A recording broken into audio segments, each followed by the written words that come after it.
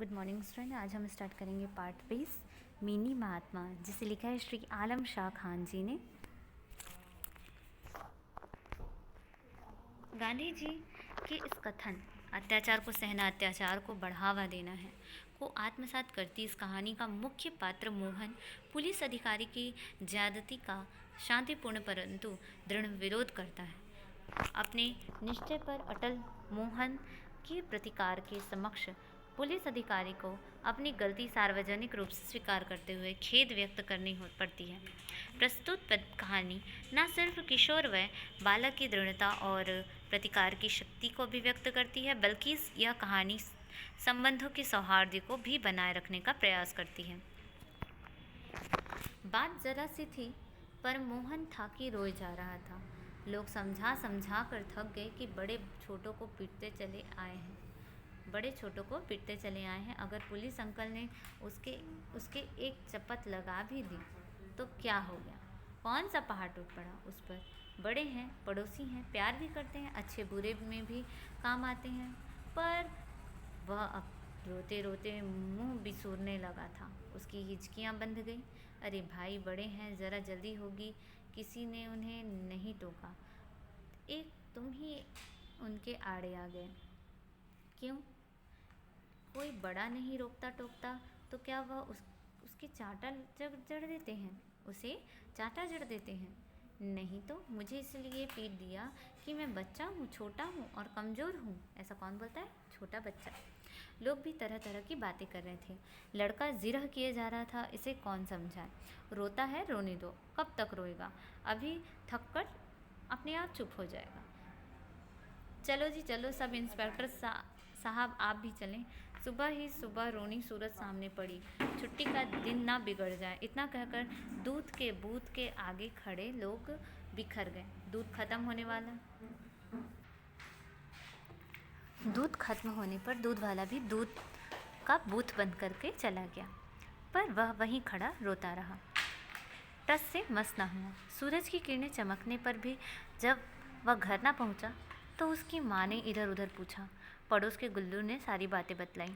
सुनकर माँ उस बूथ के पास गई तो वह उनसे लिपट गया, हिचकियाँ भरकर रोने लगा।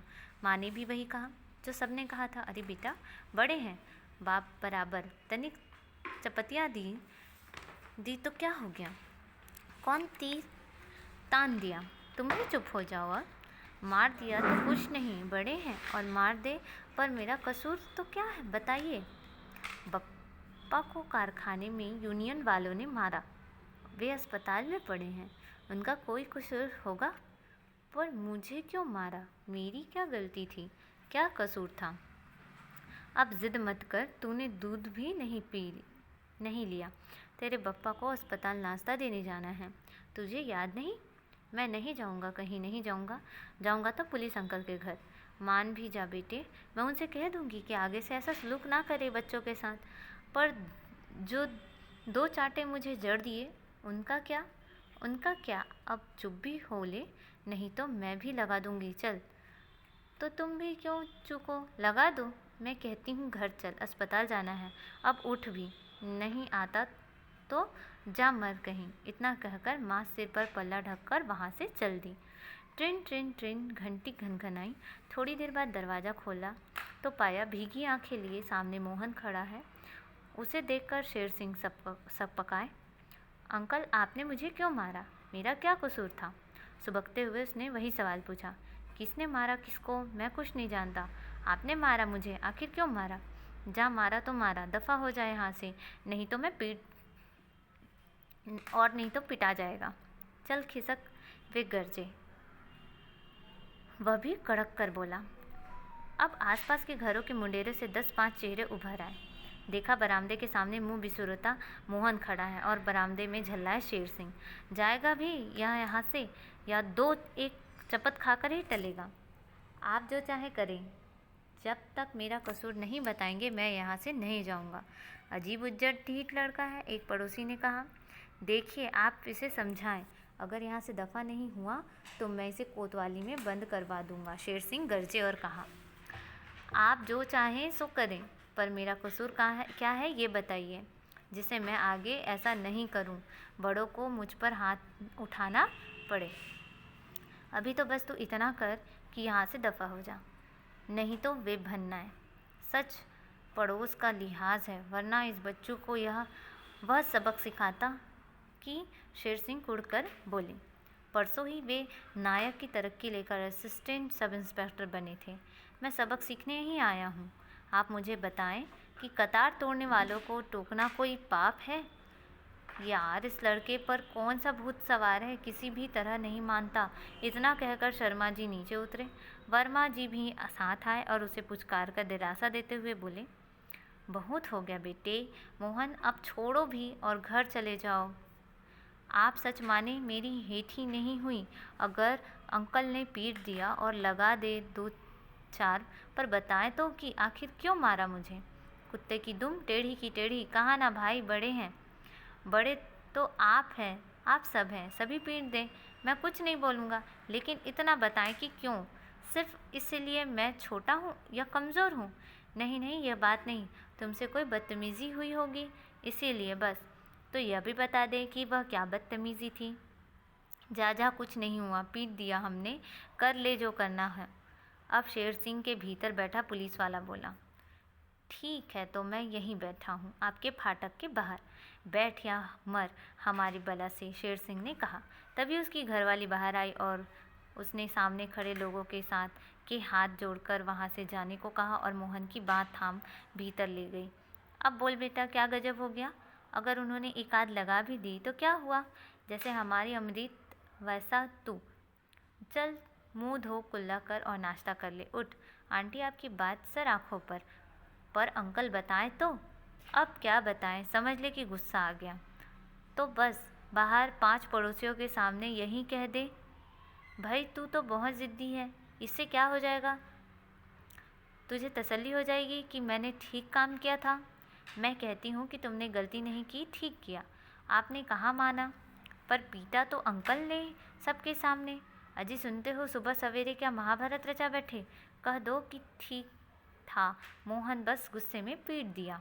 बस बस रहने दो, अभी भलमनसाहत यह नाचीज़ मुझे अपने घर में बच्चों के सामने अपमानित करना चाहता है। शेर सिंह गुर्राए। इसमें क्या हुआ जो हेठी होती है आपकी? तुम रुको, मैं इसे अभी धक्के मारकर बाहर कर देता हूँ। इतना कहकर शेर सिंह आगे बढ़े। आप क्यों हलाकान होते हैं अंकल, मैं खुद ही चला जाऊंगा आपके घर से। मोहन ने इतना कहा और हाथ जोड़कर बाहर चला गया, पर गया नहीं। फाटक पर ही घुटनों में सिर रखकर बैठा रहा। उधर वह पुलिस की वर्दी पहनकर तैयार हो गए। सुनिए, वह लड़का अभी भी आपके फाटक पर डटा है। कह दो कि गुस्सा आ गया था। क्यों जगत में डंगा पिटवाते हो कि बित्ते भर का छोकरा थानेदार के दर्जे के सरकारी अफसर के दरवाजे पर सत्याग्रह किए बैठा है। कहीं अखबार वालों को भनक पड़ गई तो तिल का ताड़ और राई का पहाड़ बन जाएगा। फिर आज गांधी जयंती भी है। क्या कहती हो, उसके आगे गिड़गिड़ाऊं, कहूँ कि मेरे बाप बख्शो, तभी आपको सन्मति दे भगवान, ईश्वर अल्लाह, तेरे नाम की गूंज सुनाई दी। खिड़की से झांका तो देखा लड़के झंडे और तख्तियाँ उठाए प्रभात फेरी पर निकले थे। असिस्टेंट सब इंस्पेक्टर भीतर खड़े थे और मोहन बाहर उनके फाटक पर डटा था। तभी लड़कों की टोली आ पहुंची। वहां अपने साथी को गठरी बना बैठा देख तो सब वहीं रुक गए। क्या हुआ मोहन, यहाँ क्यों बैठा है? चलो इसे भी साथ ले चलो, इसे भी तो एक तख्ती बनानी थी। चलो मोहन, प्रभात फेरी में यहाँ बैठे क्या कर रहे हो? आगे वाले बड़े लड़के ने उसकी बाह थामकर उठाया तो देखा उसकी आंखें सूजकर लाल हो गई हैं और अभी भी उसकी आंखों से आंसू बह रहे हैं। अरे क्या हुआ, इसे सभी के मुंह से निकला। तभी एक लड़के ने, जो सुबह दूध लेने आया था, सारी बात बताई और कहा कि मोहन सुबह से इस बात पर अड़ा है कि अंकल बताएं उसने ऐसा क्या कसूर किया था जो उन्होंने उसे पीट दिया। सब समझाकर हार गए हैं, पर यह यहाँ से टलता ही नहीं। मोहन, तुम्हारी तख्ती का पन्ना कहाँ है? कल तो हेकड़ी बघार रहा था कि गांधी जी की वह बात चुनूंगा कि वह तो यह रहा, लो पढ़ लो, कहकर मोहन ने एक कागज़ आगे बढ़ा दिया। उस पर लिखा था, अत्याचार को सहना उससे बढ़ावा देना है। ठीक है, गांधी जयंती पर गांधी जी की एक बात को सही करके दिखाए। इतना बोल एक लड़के ने तिरंगा ऊंचा करते हुए जोर से कहा, दोस्तों अंकल को सफाई तो देनी ही होगी। हम सब यहीं रुकें। बोलो महात्मा गांधी की जय। अंकल बाहर आइए और आसपास के ऐसे ही नारे गूंजने लगे। अब तो मोहल्ले भर के लोग भी यहाँ पर आकर जमा हो गए।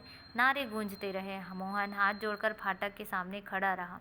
थोड़ी देर बाद बाबा फरीद फाटक खोदकर भीतर गए और शेर सिंह जी के साथ बाहर आए। फिर उन्होंने स्नेह से देखते हुए बोले, प्यारे बच्चों सुनो, अंकल तुमसे कुछ कहना चाहते हैं। इतना कहकर वे पीछे हट गए। अब सामने पुलिस अंकल आए और कहने लगे, अच्छा बच्चों, आज सुबह मुझसे एक ज्यादती हो गई थी। मैं अत्याचार कर बैठा। गुस्से में मैंने मोहन पर हाथ उठा दिया। कसूर मेरा ही था। मैं शर्मिंदा हूँ। इतना सुनना था कि मोहन ने आगे बढ़कर अंकल के चरण छुए और जोर से नारा लगाया, अंकल जिंदाबाद। तो उसने एक जो पंक्ति अत्याचार को सहना, उसको बढ़ावा देना है, इसे सिद्ध कर दिखाया था। ठीक, इसके साथ ही ये पाठ मिनी महात्मा यहीं ख़त्म होता है। आप इसके शब्दार्थ अच्छे से याद करेंगे और अपनी कॉपी में लिखेंगे भी। ठीक है, thank you student, have a nice day.